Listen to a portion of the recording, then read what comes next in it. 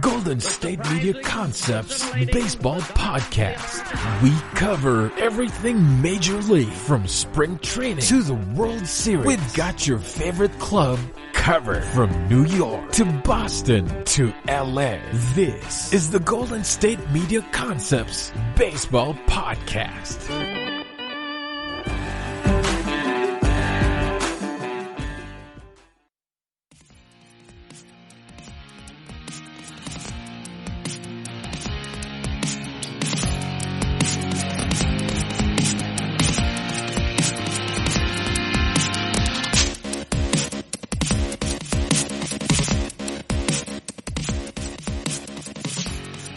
Well, welcome back to the GSMC Baseball Podcast on the GSMC Podcast Network.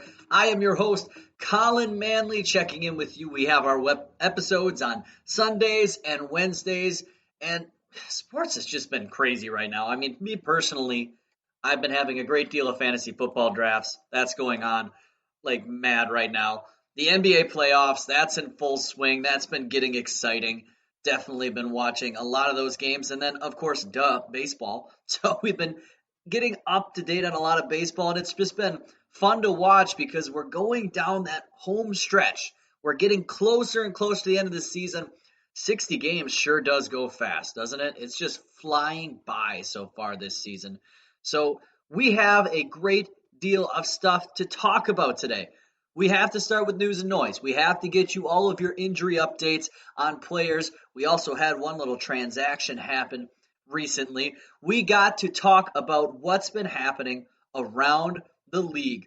Where are we at standings for everybody? Where are we at with some league leaders? Gonna touch into that. I have some bunting coverage. Yeah, it's coming back, more bunting coverage. Mainly because I went and did some number crunching. I went and found some information, went through way too many box scores to get there, but it's interesting. I wanted to know how bunting is happening in extra innings, so I took the dive into that. And then lastly, we're going to talk about some playoff droughts that are going to be coming to an end here, potentially upcoming, but we're going to start things off like always with news and noise around the league, get you caught up on all 30 teams in Major League Baseball. And we're going to start off with, well, if we're going to talk about bunting, we got to talk about this one. Eric Hosmer of the Padres, a big loss. San Diego's offense has been one of the storylines of the year, how great it's been. And they look to be losing Eric Hosmer, at least for a slight stretch, after he fractured his left index finger when trying to bunt in the first inning of a game on Monday. Hosmer tried to drop a bunt to beat the shift down the third base line early on, but a fastball came up and hit him. Appeared to be Hosmer's finger. He could miss some significant time, and everything was just clicking for this Padres team. You don't want to see this happen. They for sure were getting their best season out of Hosmer since he signed over in San Diego. It's more news definitely to be coming. We're going to be staying on this, but a broken finger for a guy playing first base, I mean, having to throw in or catch the ball, I mean, whatever hand you're going to have, but also holding onto a bat. It's not looking good for Hosmer, and it's a sad, sad story to see. And I hope that it's a quick recovery, and maybe there's going to be some good news, but that's just an optimistic thinking, I think, for sure. Moving on to the Houston Astros. Astros manager Dusty Baker said Monday that Alex Bregman will be activated from the IL before Tuesday's doubleheader against the Oakland A's in Oakland. Bregman, who strained his hamstring running the bases on August 19th in Colorado, is on the taxi squad and has been working out with the club the last few days. Big, considering that Houston needs to do whatever they can to catch Oakland ahead of them in that competitive AL West at the top. Actually, one more team starting to be a little more competitive, but we'll talk about that later. So a big get for Bregman to be coming back to the lineup. Bregman's return would provide a boost since they lost Jose Altuve to the IL due to a right knee sprain on Saturday. Altuve is eligible to return on September 14th, but also with the Astros, pitching staff suffered another blow on Sunday when the club announced that Lance McCullers was headed to the 10-day IL list as well with a neck nerve irritation. So we'll see what happens there. They have been struggling to put together their best pitching this year, having to throw some rookies out there. Any hit to any team's pitching is bad to begin with, but the Astros in particular have been getting quite a bit of struggle out of this. So we'll see when McCullers can come back, hopefully sooner rather than later, being on that 10-day IL. For the Oakland Athletics, Matt Chapman is dealing with right hip tendonitis, but the team is not planning on placing him on the IL at the time. This is coming from Bob Melvin, manager of the Oakland A's. Chapman was removed from Sunday's 5-3 loss to the Padres due to the injury. Melvin has said that it has been bothering him on and off this season, so definitely been something lingering. I am imagining that the hope right now is to give him a little bit of rest, not going to the IL, and hoping that he's able to come back and battle through this as the end of the season's coming. But if Oakland's pretty confident they're going to get a playoff spot, I mean, you'd rather lose him for some games now than later, so they're definitely going to try to play it as safe as they can moving forward, I can imagine. Alex Dickerson for San Francisco Giants, the left fielder. He left Monday's win over the Diamondbacks in the fourth inning after he fouled a ball off his right knee. Kind of fell to the ground after hitting the pitch off his leg in his second at bat. The x-rays were negative on his knee, and he was diagnosed with a contusion. He could potentially be available for Tuesday's series opener versus the Mariners. This is something in particular that's quite scary to see. Same type of thing that ended Christian Yelich's season last year, taking a foul ball off the knee, and then he was done. It's looking to be a little more optimistic for Alex Dickerson for the Giants, so we will see what more news comes back. He could be in the lineup as of Tuesday. Jason Hayward for the Chicago Cubs. He came out in their 7-3 loss to the Cardinals on Sunday night at Wrigley, was reporting some shortness of breath and lightheadedness. Was sent to a local hospital for evaluation. David Ross was encouraged by the feedback from Hayward and the team's medical staff about his recovery. He was quoted saying, "I talked to him last night and this morning. He seems to be feeling much better," Ross said prior to Monday's game against the Cardinals. Lots of tests run last night at the hospital pretty late. He'll have the day off.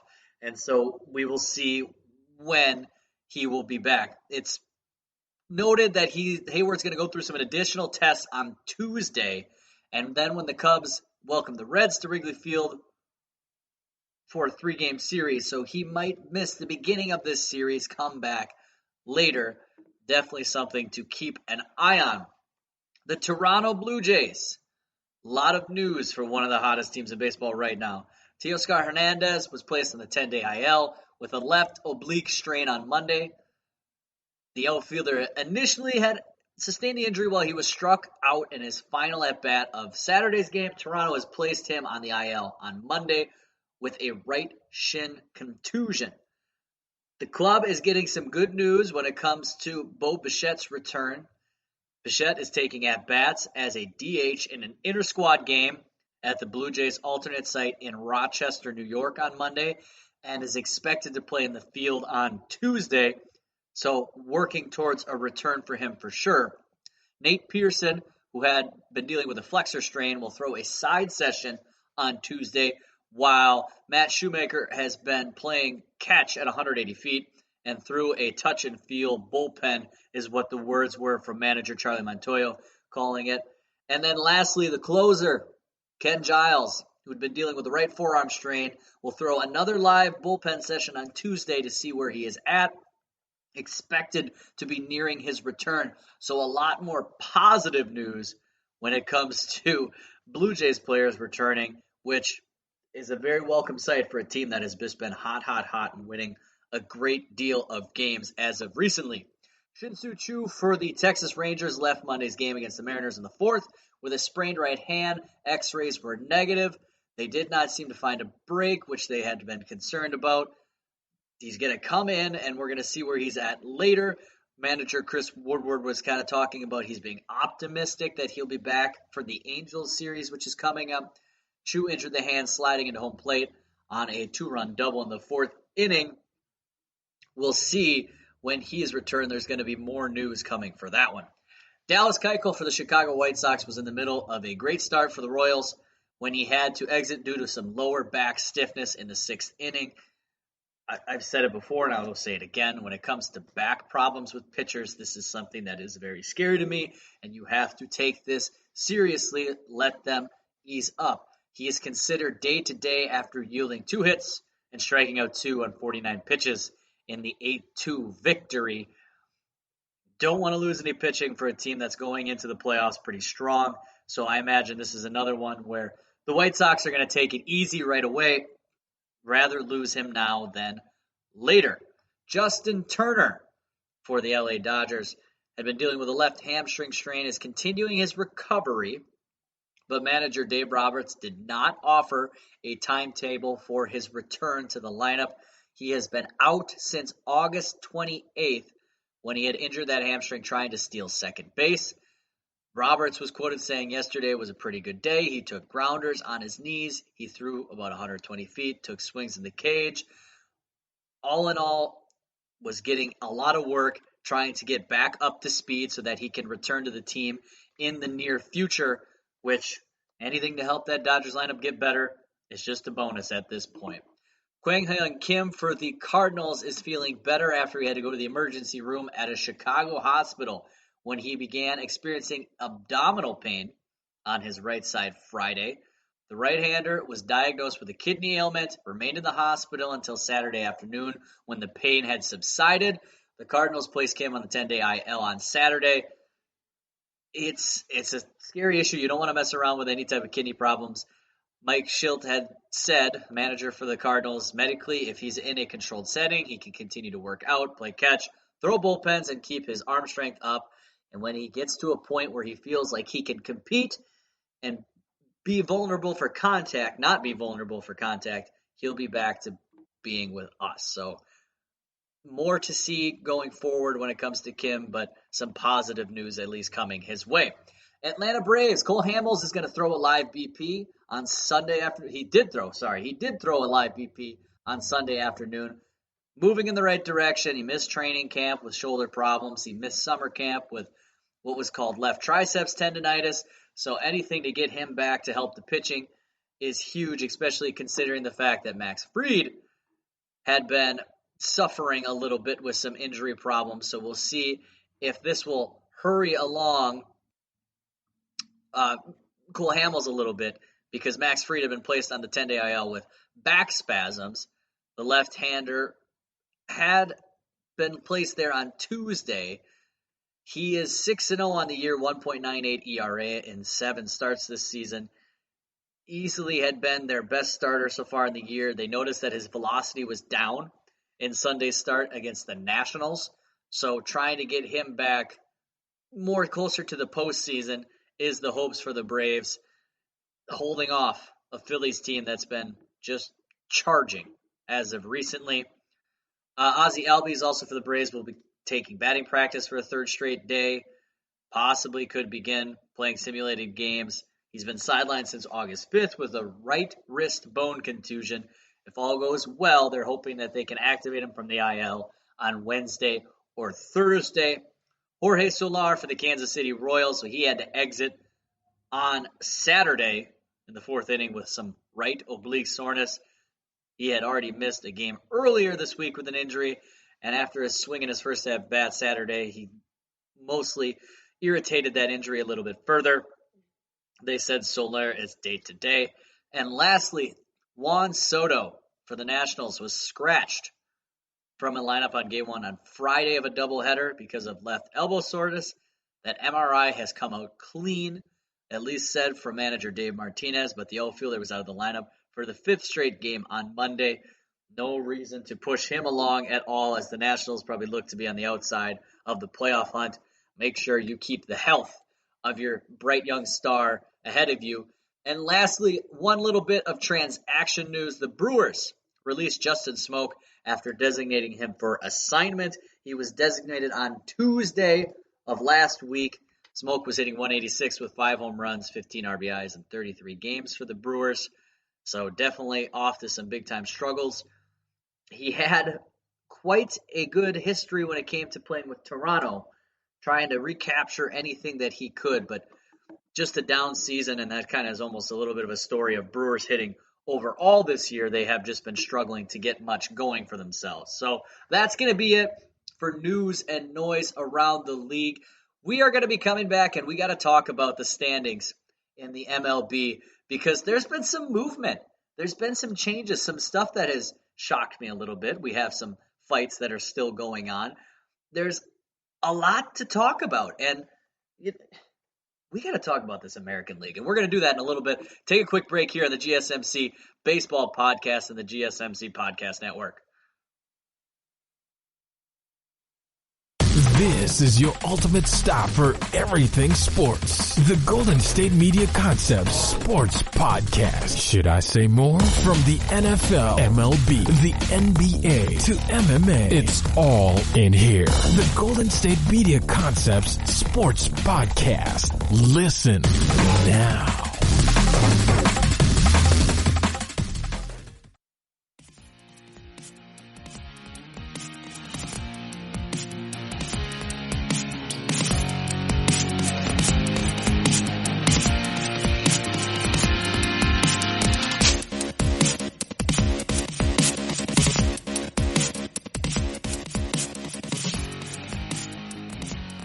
Well, we just got done talking about all of your news and noise around the league, get you caught up on all those teams around baseball when it comes to some injury news, some transaction news here on the GSMC Baseball Podcast.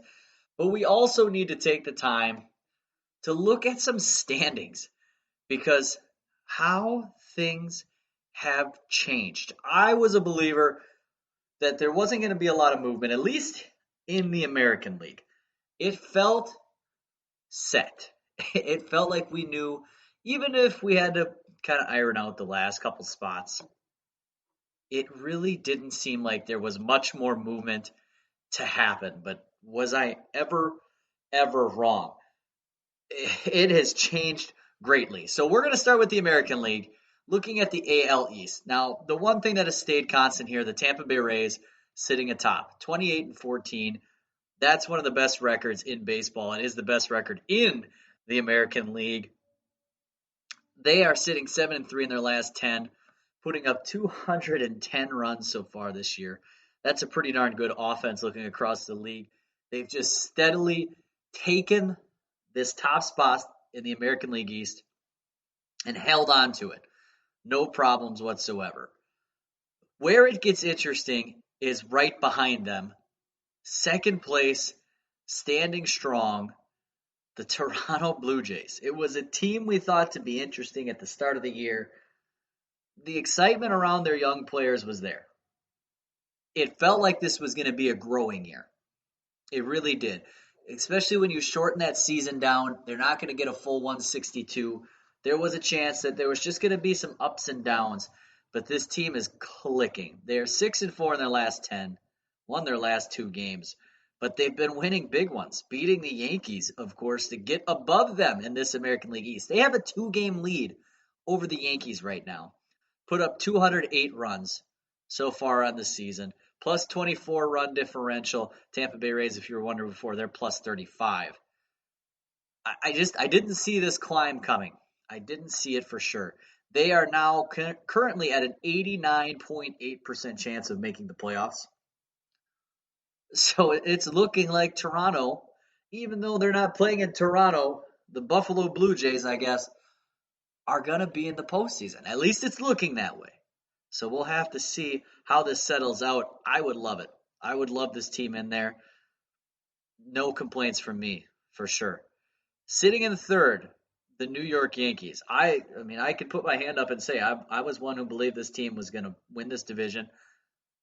I believed the Rays were going to be good, but I didn't think they were going to overtake them. The Yankees are just struggling. They've lost 4 in a row, 3-7 in their last 10. They're still considered a high probability, almost 89% as well, to make the playoffs, sitting at 21-20. But if you would have told me 41 games in, they were hovering around 500, I wouldn't have believed you. They're not winning games away from home. 14-7 at home, 7-13 on the road. Their run differential is only +4. 194 runs, it's not awful, but giving up 190 is a big problem for them for sure. They've battled injuries all over the place. having a consistent lineup out there is hard for them. And it's just hurting them. And the thing that gets even scarier, looking behind them, is only a game and a half back is the Baltimore Orioles. So if this slide continues, Baltimore is there. 19-21. I wouldn't bet on them. They're a -8 run differential on the year. They have a playoff percent chance of 7.6. It's not believed that the Orioles are going to come in and take this thing. And a lot of that will also have to do with scheduling. They believe that Baltimore's schedule's been pretty tough, even as they have kind of been falling off. But they got games against the Mets, against the Yankees, 4 games against the Yankees, 5 games against Tampa Bay, and 3 against Toronto. So those 3 teams that are fighting for those playoff spots above them, they're going to have to play them. But that series against the Yankees, that 4-game series, if this continues to stay close, gets to be very, very interesting. That's for sure. And that's from September 10th through the 13th. So something to keep your eye on. I don't want to say they're out of it. I mean, they're there. The team that is out of it is the Boston Red Sox at 14-28. The rebuild's been on for quite some time for this one. 200 runs, 199 runs on the season. Giving up 266 is where the problem lies. They just cannot get people to stop scoring. And when you're playing that game of trying to catch them with all the runs, it's not fun. American League Central, still tight. Still tight at the top. Cleveland Indians, Chicago White Sox tied. Both having a major plus run differential, plus 54 for the Indians. Theirs is interesting because they've scored 172, given up 118. The pitching for them is phenomenal. The Chicago White Sox plus 53, but they score a lot of runs, scoring 218 this year. Then the Twins, just a half game back. This is 3 teams that very much look like they could make the postseason and are going to. All of their playoff chances above 99%. They're all 7-3 in their last 10. This is a heated competitive race. I would bet that all 3 of these guys are going to make it. They have just been great. But even sitting in this American League Central, we have a 4th team that's not out of it either. And the Detroit Tigers. They're sitting at 18-21. And we know that at that point, when you get to the 4th team, it's basically record. It's record wild card. Now, their problem is they have to play the White Sox and the Indians and the Twins as the season goes down. 3 games against the White Sox, 4 games against the Indians, 2 against the Twins. But again, it's not impossible. If they can weather the storm, get above a winning record, and those other teams are still fighting and duking it out towards the top, it's possible for a Tigers team to sneak in there and would be exciting considering that they have the young pitching prospects they've called up recently. They would be fun to watch. And then Kansas City Royals, very similar to the American League East. They got the one team on the bottom, 14-28, the Royals, same record as the Red Sox. They just give up a lot of runs, don't score the type of runs they need to, minus 51 run differential. They've lost 7 in a row, 2-8 in their last 10. Their playoff chances are literally at 0% right now. While the Red Sox was at 0.1, 0% is where the Royals sits. The American League West now. Oakland A's standing atop. Been this way for quite some time. Plus 37 runs, 24-14. 5-5 in their last 10. Playoff chances at 99.9%. Second team. Been this way for a while as well. Houston Astros, 21-20. 4.5 games back of Oakland. They just can't win on the road either. 5-14 on the road. They've scored 216 runs. Great offense. Given up 202. Pitching has been the problem. They've had more pitching woes come their way with, we talked about Lance McCullers. They've lost 5 in a row, Houston. And where this gets scary, even though they have a 94.7% chance of making the playoffs, the Seattle Mariners are making a late run. 19-22. They're 2 games back of the Astros, which is important because you have to consider the fact that second place in every division makes the playoffs. So 2 games back. They've won 6 in a row, 7-3 in their last 10. Their playoff chances right now are considered at 6.2. Oddly enough, the Angels, who are also on a hot streak, won 5 in a row, 7-3 in their last 10. Their percentage is considered 6.9, a little bit higher than the Mariners, even though the Mariners are up 2.5 games on them. Now, when you look at the Mariners' schedule, they have some issues in front of them as well. They have to play Oakland for 6 games down the stretch. Tough. 3 games against Houston, which will be huge if this seeding stays close. But also 3 games against San Diego, the Padres, and 4 games against San Francisco. And San Francisco has been shown to prove at least that they can be a tough matchup as they're sitting there at 21-21 on the year. But the division that we thought was down, was out, was settled. The Mariners and Angels are showing a little bit of life, like they have a chance in this thing. And then, hey, stop me if you heard this one before. Then there's one team just sitting on the way outside looking in, the Texas Rangers. At 13-27, their playoff chances at 0.1% right now. They've lost 6 in a row. They just don't score runs. Like, this team is going to have to fix some major things when it comes to the offense for next year. Going to the National League, Atlanta Braves are sitting atop right now the NL East. 24-17, 98.7% chance of making it. Plus 40 run differential. They are the only plus run differential team in the NL East.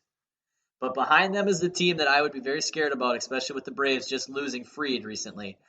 The Philadelphia Phillies are 20-17. They're 7-3 in their last 10. They're starting to win games. Their offense is coming alive. Their pitching just got a little bit better, especially in their bullpen, which they made moves to try and help. They're a scary threat.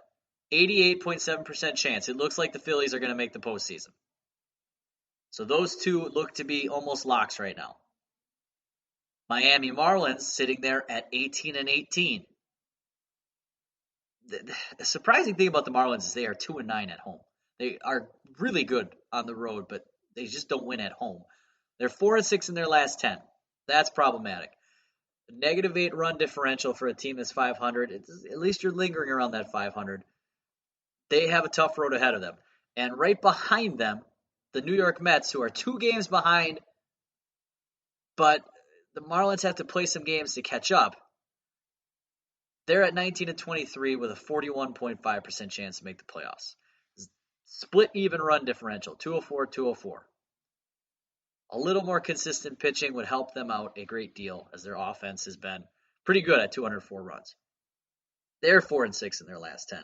This is 4 teams in the National League East that are in the playoff chase, but realistically may not be it for the wild card.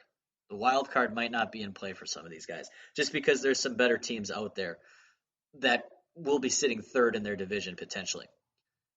And then the Nationals, they look like they're on the outside, 2.1% chance, 15-25. They're 3-7 in their last 10. As our defending champions, it just looks like it's not going to be happening for the Nationals. For the National League Central, the Chicago Cubs, they've had it from the beginning. They've held on tight. They're 24-18. Just doing well enough to hold on and win the division. Just being the steady team when it comes to the NL Central. 96.7% chance to make the playoffs at this point. They're 5-5 in their last 10. Plus 13 run differential. Not that big. That's something that would concern me a little bit. But it's looking like they're going to be a pretty solid lock. And right behind them, the Cardinals sitting at 17-17. They have games to make up. Quite a few games. They're only 34 into their season. They got a lot of doubleheaders. It's going to be interesting to watch how that loaded stretch affects them. But they're 6-4 in their last 10. They're considered a high probability to make the playoffs as well at 77.4%.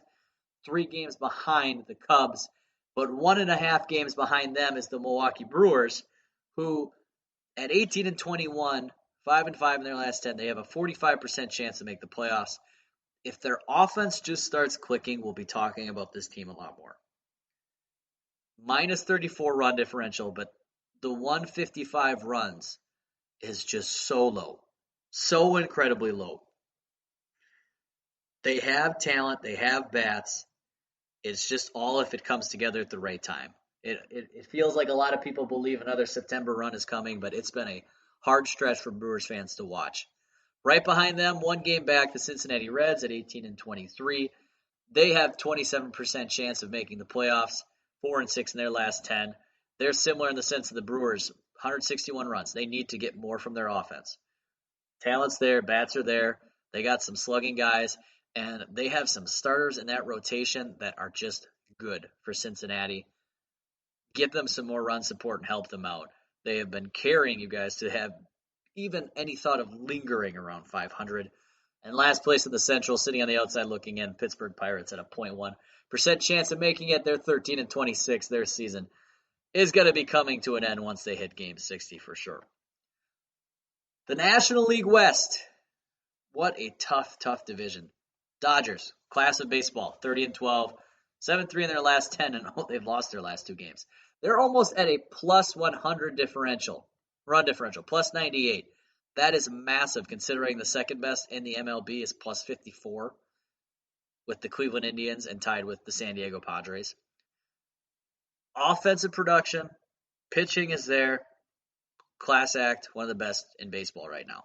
Okay, they're going to be hard to bet against once the postseason rolls around in any type of series, 3-game, 5-game, or 7. That's just the common fact of it. They're 100% chance to make the playoffs considered right now. Behind them, the Padres at 99.6% chance of winning. They're on a 2-game win streak, 7-3 in their last 10, sitting at 26-17. They've scored 239 runs. That's more runs than the Dodgers this year. Like we talked about, that plus 54 differential. These guys have an incredible offense. With the addition of Clevenger and any type of pitching that gets going for them towards the end of the year is going to be a bonus for them. It's going to be a fun team to watch. Sitting in third, that tough team in the San Francisco Giants, 21-21. I'm still surprised we're talking about them. I really am. They're playing some great baseball. They continue to surprise. They go on these stretches where they are just tough. They're on a 3-game win streak right now. Okay? And they get to play Seattle a couple times. Seattle's been hot, though. 4 games against Seattle. 4 games against San Diego. 3 against Oakland.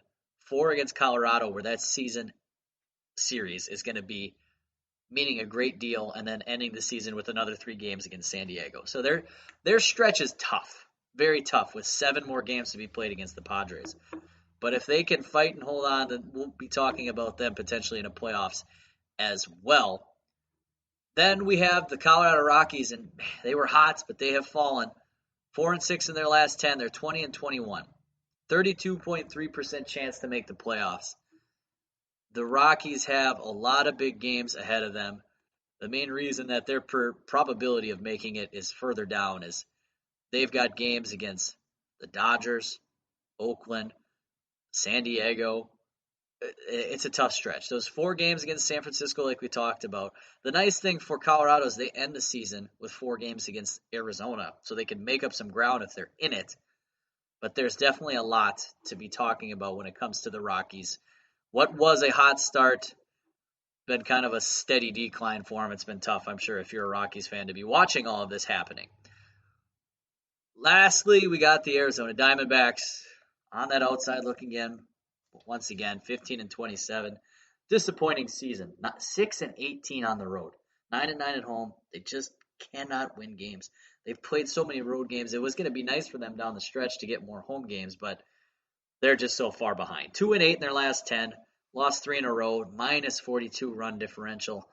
They're not scoring enough, which is what we thought was going to be a strength, and their pitchers can't get anybody out, and we knew that was going to be a weakness. So it's just a tough watch when it comes to the Diamondbacks. So that's for sure. We are going to take a quick break here on the GSMC Baseball Podcast. We got to talk about some bunting. Yeah, I know. Bunting's not dead yet, at least not in my mind. We're going to keep this thing lingering around for just a little bit. So we're going to get talking to that next year on the GSMC Baseball Podcast. Tired of searching the vast jungle of podcasts? Now listen close and hear this out. There's a podcast network that covers just about everything that you've been searching. Hey! The Golden State Media Concepts Podcast Network is here. Nothing less than a podcast bliss with endless hours of podcast coverage.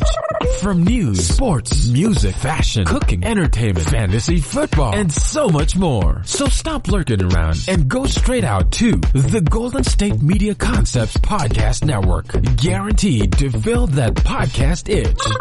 Whatever it may be. Visit us at www.gsmcpodcast.com. Follow us on Facebook and Twitter, and download us on iTunes, SoundCloud, and Google Play.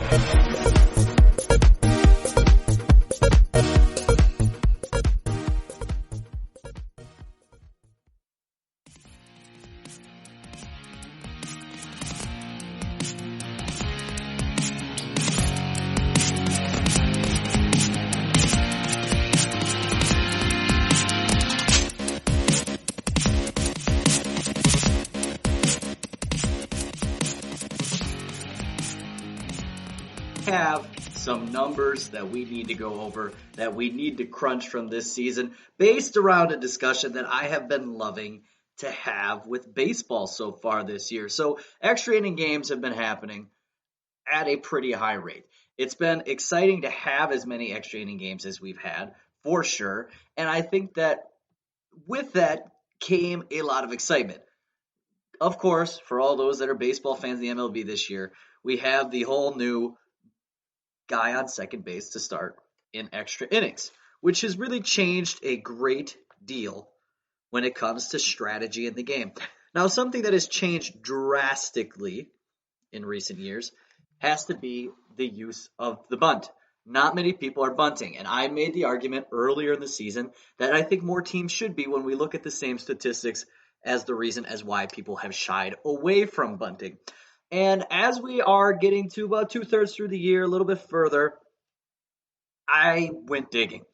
I found some numbers just to talk about, well, for those that are actually embracing the bunt, is it actually helping? So as of right now, when I at least was digging into the stats, there were 56 extra inning games so far this year.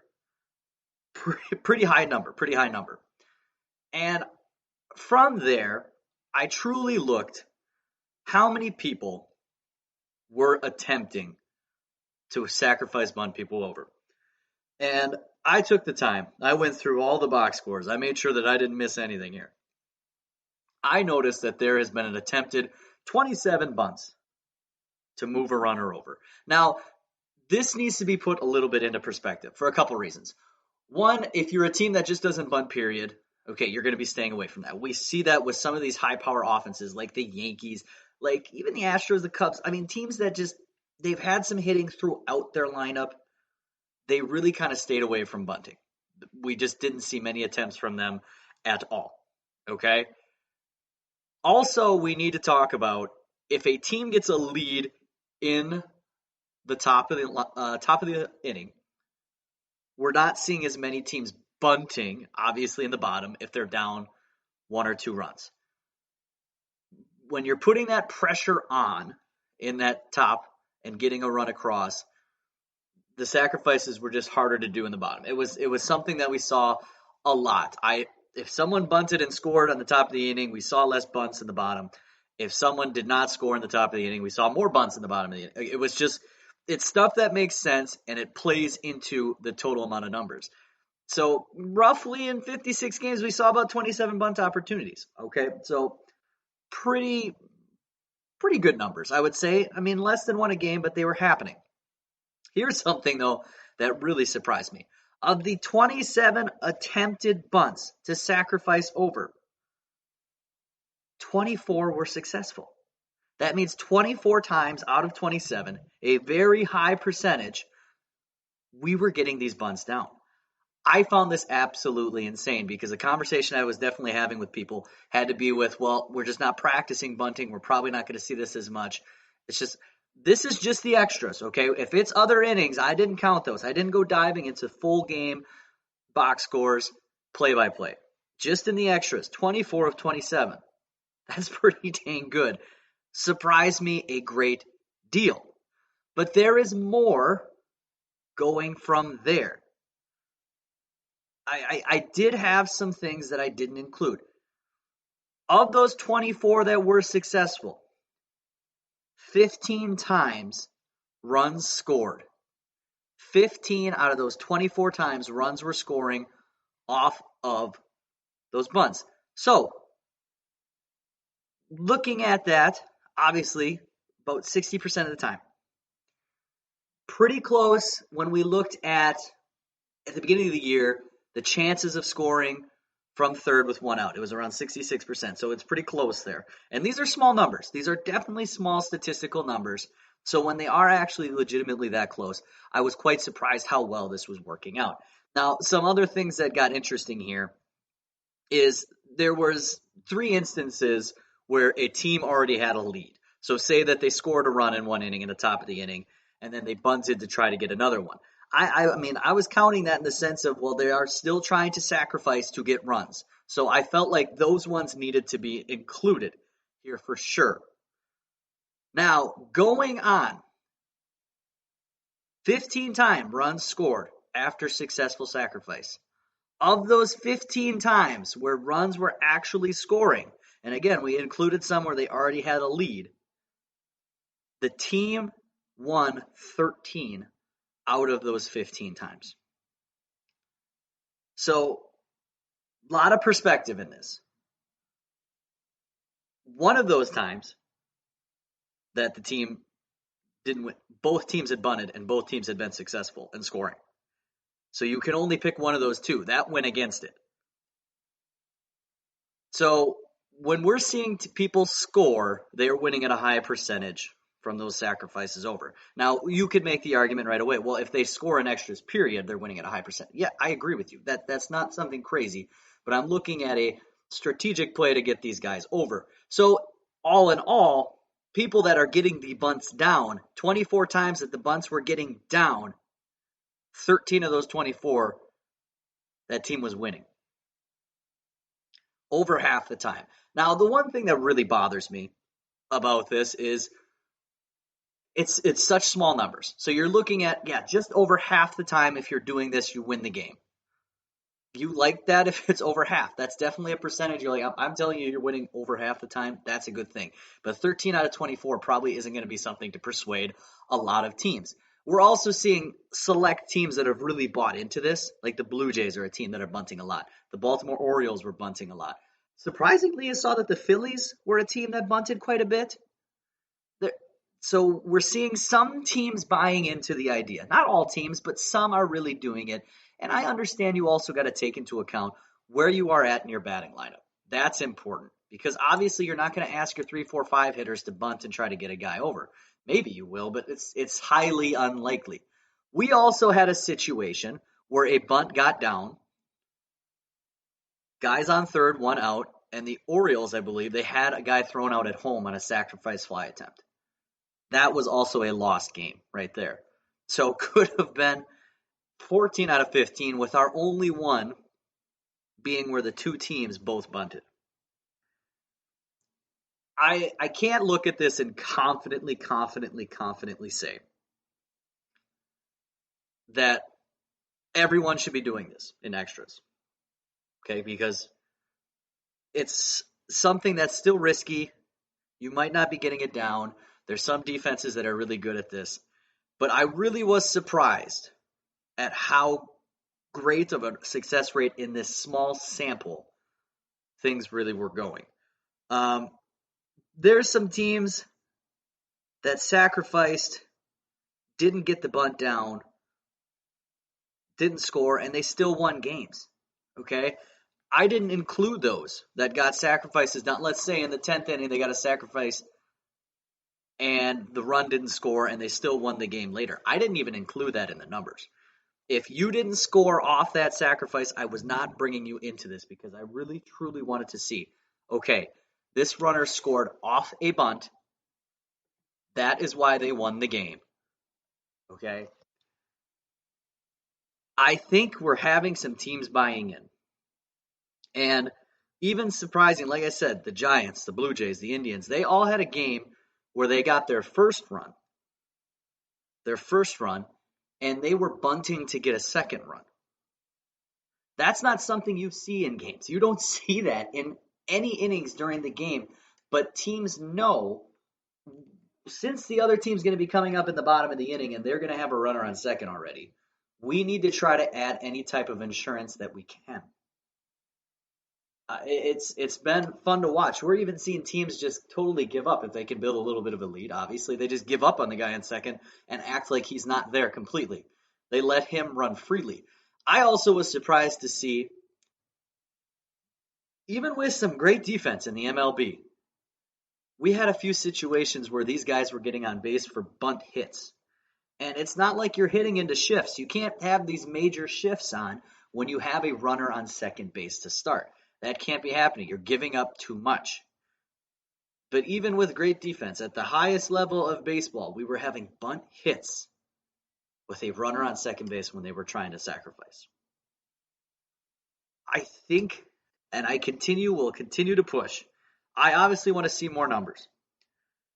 But I think there is value in bunting in the extra innings, especially if you are the visiting team. Trying to put any type of pressure on the other team, regardless if they're getting that runner on second base, putting that pressure on that you have a lead is huge. The next discussion that I would love to have, and this is something I didn't dive into, it's definitely the next part to dive into, is the use of your bullpen in these extras. If I am a home team and we're going into extra innings, and I know you're starting with a runner on second base, I think we need to see more teams using their closer in that situation. Because you need to fight to get to your bottom without anybody on, and then I would be considering to bunt in that situation. I would be bringing my best guy in to shut the door, and then I'm looking to try to bunt off of maybe their closer, getting somebody on third base with one out. Because I like my chances of scoring there better than swinging away at these guys. Like, I'm playing for a sac fly at that point. I don't need anything perfect at that situation. There is so much strategic play that can go into this still. And it's going to be gone once the playoffs are here, which I completely agree. We don't want this sudden death in the playoffs. I would feel very cheated as a fan, as a team, as of anything, if we continued to be using this in the postseason. That's not ways the game should be settled. I can get behind them in the regular season. That's no problem. But postseason, we need to play this out. We need to earn our runs. We can't gift a team somebody there halfway already. But I'm really hoping that we continue to see this at least one full MLB season. Whether it be the 162 games or 100 games, whatever it is, I kind of want to see this extended out. And I'll continue to keep track. I'll continue to look at this as the season goes on for sure to see where we end up at 60 games. But regardless of that, let's say we throw another 20 games in. That's only going to give us roughly, another 10 bunt attempts. And then by that point, are we truly, truly seeing what this number is? I mean, as someone who went to college and also worked in a lot of math classes, I love statistics. I love doing stats, sports statistics in a lot of these classes. Whenever I had to do projects or assignments or anything, I was diving in with sports takes and sports knowledge. We need more data. I want to push for the bunt. I want to say that right now, over half the time, the guy who's bunting is winning. But it's not enough to persuade me either way. And I think as a fan, it shouldn't be either. Regardless of what your take on it is. If you believe that we should bunt, shouldn't bunt, I can't sit here and tell you this information should completely justify you going all in one way or the other. But I'm sitting here fighting for the underdog of bunting should not quite be dead yet. In this type of format, in this type of game, it has value in a regular season setting. And it brings strategy. I'm all for the DH in the National League, but I can't lie and say that losing that pitcher spot took away a little strategy from the game. While it's fun to get more offense in there, for sure, it was less of a decision for a coach. Now your matchups basically are choosing right-handed, left-handed hitters. That's the biggest thing, choosing your lineup each day. if we get to those extras, we get to really see how well a team can execute and do things well. That's where all the little things, and it makes sense. I mean, look at any other sport. If you're going to overtime or extra time settings, this is when you need to be your best, need to be sharp, need to have a plan, know what you're doing. Shouldn't change in baseball. I love the idea of getting these bunts down. And like we said early, teams are being successful in getting them. 24 of 27. I am so surprised by that number. So incredibly surprised. I couldn't believe it. And watch after this week, nobody's going to be getting bunts down, and I'm going to be the one who jinxed it all. But I'm pushing for teams to keep trying. And I wonder at the end of the year how many will actually really be in on this. Small ball can still have a place in baseball. I mean, man, when that Kansas City Royals team, when they won the World Series, they were fun. Why? They bunted, they stole, they did the little things. They were a great team to watch. It doesn't need to quite go away. Also looking at those extra innings, I was surprised at how many teams stole third base. That's something definitely I wasn't expecting. You saw it happening quite a bit. I mean, we had some fluky things happen. I mean, we had it recently as well where the Astros balked in a guy to lose. I mean, once you get in those extras, anything can happen. And it's crazy. And it's fun that way. It truly is fun. Don't want it in the postseason, but for the regular season, I'm enjoying this. I'm enjoying these numbers. So that's what I have to say about that. There's the information. Take it or leave it. Go either way you want about it. But it was fun to discuss, fun to look into either way. I mean, hey, who knows? Maybe, just maybe, more teams will bunt because of it. So we're going to take a quick break, and we'll be right back here on the GSMC Baseball Podcast on the GSMC Podcast Network. Want to know the latest in soccer? Then listen to the Golden State Media Concepts Soccer Podcast. From MLS, the World Cup, and the Premier League, we've got you covered. The latest updates, the hottest matches, and news on the league's top players. It's the Golden State Media Concepts Soccer Podcast. David Beckham scores the goal to take England all the way to the World Cup finals. Listen now.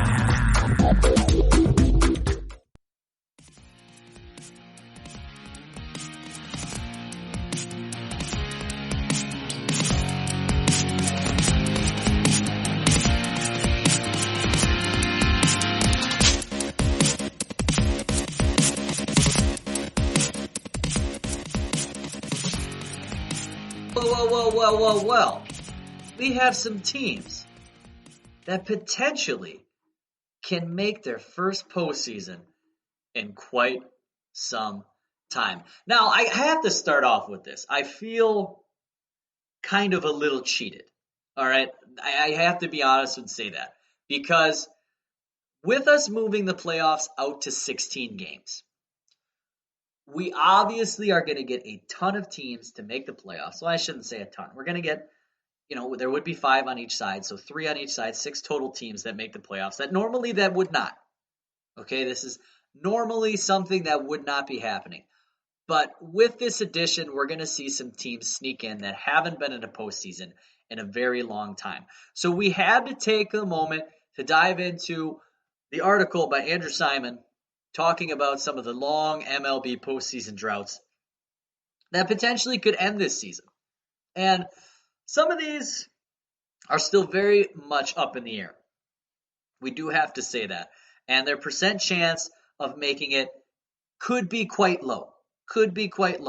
But even with all of that, we need to talk about it because there's some big stretches that could be broken here. So let's dive into this. The first one that have not qualified for a postseason in quite some time is the Seattle Mariners. Now, this hot stretch that these guys are on is fun. It really is fun. The Mariners, 19-22 on the season. They've won 6 in a row. That's exciting. 11 of 14. That's great baseball. But they still have some work to do to reach the postseason. They have not been in the playoffs since 2001. They are on an 18-season drought. 2020, like I said, 19 and 22. They're 2 games back right now from a playoff spot. They have a 6.5% chance of making it. Now, I'm a believer that hot baseball is it's contagious. It really is. We see teams get in these stretches where they just feel like everyone contributes. Somebody always is rolling one night, and the wins just keep rolling. I mean, I live in Wisconsin. I've seen this happen with the Brewers quite a few seasons now. It's so unexplainable. They get to the end of the year, and just everything starts to be clicking, and they just go. So could Seattle keep this rolling? Now, they have a tough test ahead of them. San Francisco for 4 games has been a tough team in the National League West. A great team, good offense. Arizona, 3 games.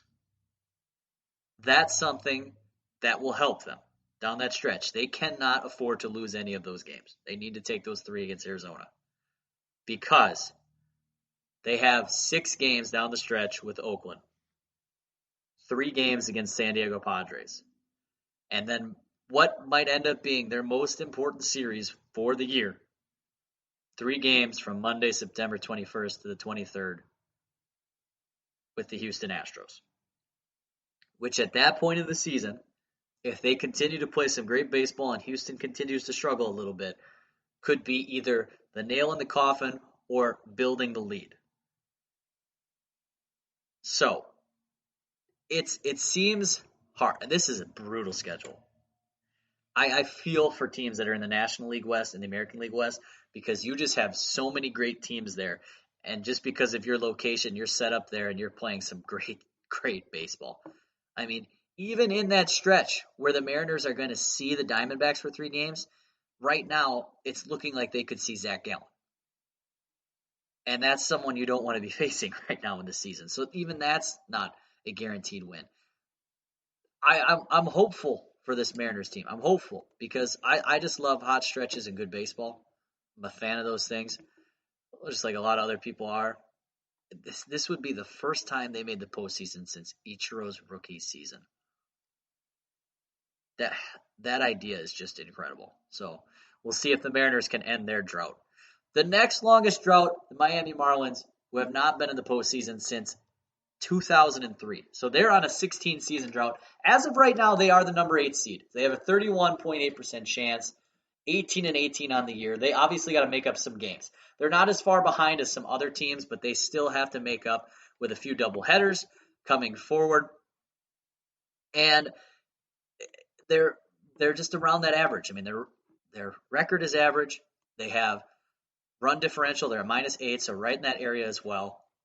If there's one thing to rely on, they have some pitching that can go their way.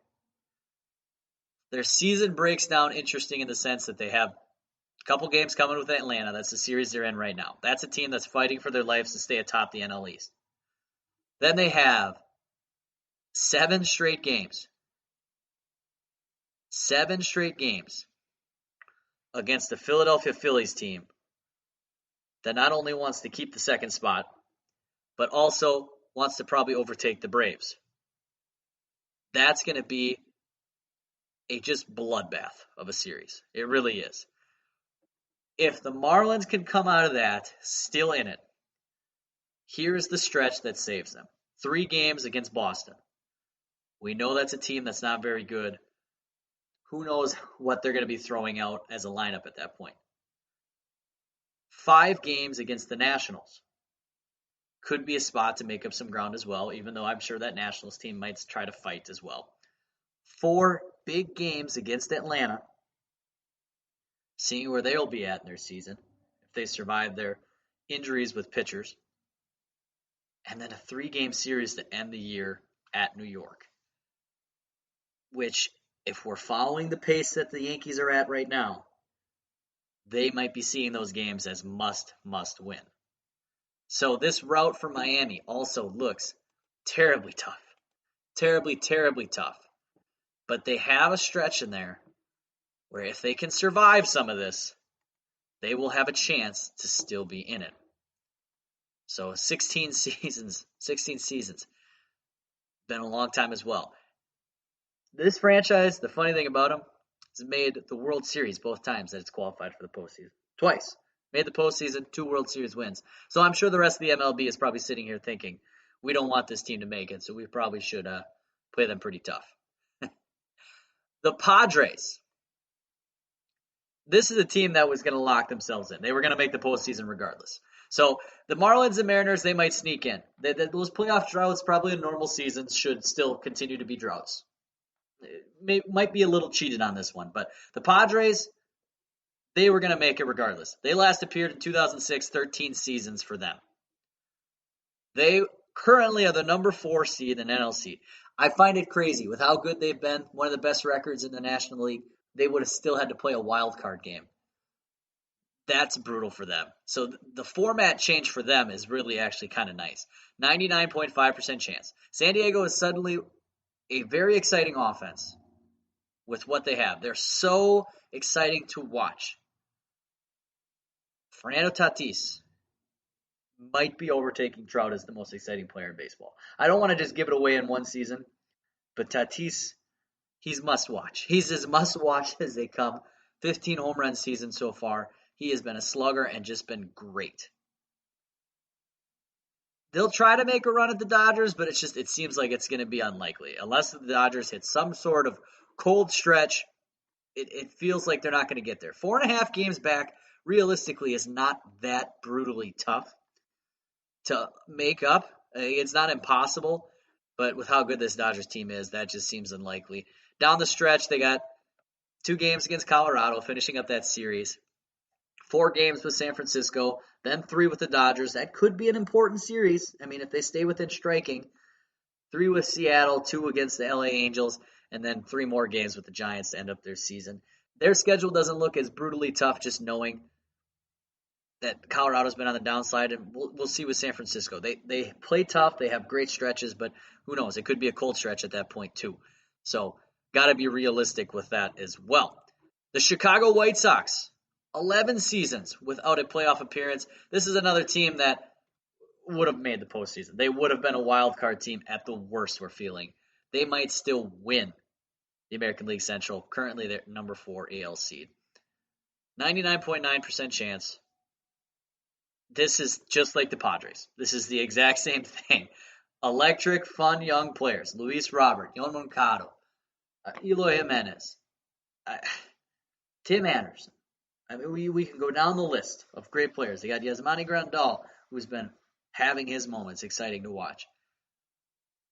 This is a solid team. Hot streak over the recent weeks. They're looking like they're going to be tough, hard to keep out of it. At least this is one more earned postseason berth, which makes it exciting. The White Sox down the stretch, 2 games against Pittsburgh. Those are layups for you. You got to get those. 3 games against Detroit. Those end up being important games for Detroit, so you're going to get a little bit of fight. 4 games against the Twins, which mean a lot when it comes to seeding. 3 games at Cincinnati. 4 games against Cleveland Indians. Also, very important seeding games. Those are going to end up looking like. And then 3 games staying in Chicago against the Cubs. We'll see. That might be important in the sense of the White Sox needing help to win a division or get their seed. Maybe the Cardinals make a run at the Cubs, so those get to be must-win games. That could be a fun series to end the season as well. This White Sox team, they're going to try to go for it. I mean, they're young, energetic, fun to watch. We'll see what happens with them. The Philadelphia Phillies, they have an 84.9% chance. In a regular season, they might be on the outside looking in, trying to get that last wild card. Now, they still have a fighting chance to go after the top seed with the Braves. They haven't made it in the last 8 seasons. Last appearance was 2011. They were sitting at a tough spot, and then they went on an 11-3 stretch, and it brought them right back into it. The last time they made the postseason, this is a great bit of information from Andrew Simon.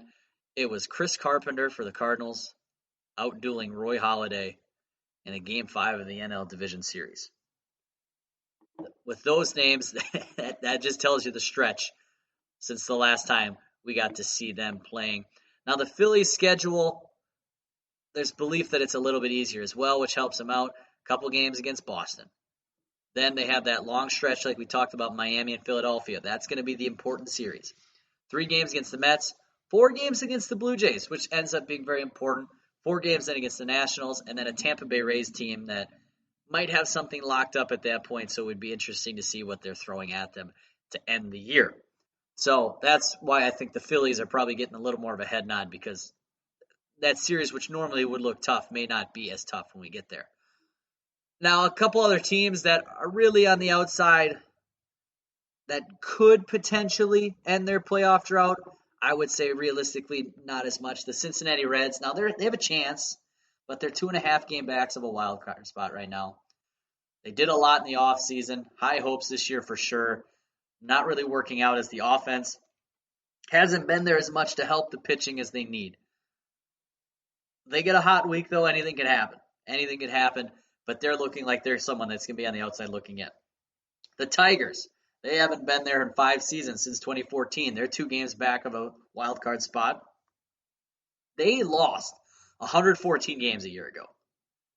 And they've been crazily competitive in 2020. 6-game win streak against the Cubs, Twins, and Brewers from August 25th to September 1st. Like, they have earned their spot here right now. The problem is the 3 teams ahead of them in the American League Central are kind of really good.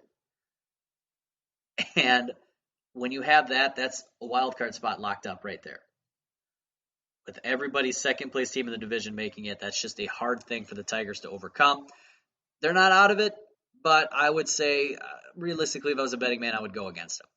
The Angels, they haven't made it in 5 seasons. Their last appearance was in 2014. They're 4.5 games back of a wild card spot. We just need to see Mike Trout in the playoffs. This offense could be exciting. You go down that batting order lineup and you go, man, how is this offense just not tearing the world on fire? You really have to question that. They've scored 209 runs. And you just got to continue to fall back on the Angels just don't have pitching. They've given up 229. 209 runs scored, and you have a minus run differential. That's just not going to cut it. And their bats are helping them out right now. There's a lot of things that need to be figured out. It just looks like it's too much to make up for the Angels. Even with all the movement that's been coming in the American League, it's too much to handle. So that's the teams that are looking like they have a chance to make a playoff drought ended. Do you think it's almost a little cheated? I'm really curiously got to know. Do you think it's a little cheated, some of these guys ending their playoff droughts potentially in this extended playoff format? Should we really count that as beating their playoff drought since we changed what it was for 1 year? At least right now it's changed for 1 year. That's a good question. That's a good conversation. I know in the back of my mind I feel like it's almost like a loophole got in, but that's just my thoughts on it. So I guess I can't really bash a fan base if they say, hey, no, we made it. We're in the postseason. Obviously, this is the postseason. So that's going to be it for me here on the GSMC Baseball Podcast. I want to thank you once again for listening. It means a great deal. If you have the chance, make sure that you go leave a positive comment for me, something great to see, a positive review. Maybe you want to talk about your thoughts on the bunting, talk about the craziness that's been happening with these teams recently, or anything else that you want to hear thrown out on the podcast. Would love to hear from you guys. Just anything that comes from the fans. It's great. It's helpful. It's something that we can talk about and make sure this podcast goes even better. So that's going to be it. Signing off. Hope you have a great night, great afternoon, whenever you're listening here on the GSMC Baseball Podcast on the GSMC Podcast Network. You've been listening to the Golden State Media Concepts Baseball Podcast, part of the Golden State Media Concepts Podcast Network. You can find this show and others like it at www.gsmcpodcast.com. Download our podcast on iTunes, Stitcher, SoundCloud, and Google Play. Just type in GSMC to find all the shows from the Golden State Media Concepts Podcast Network, from movies to music, from sports to entertainment, and even weird news. You can also follow us on Twitter and on Facebook. Thank you, and we hope you have enjoyed today's program.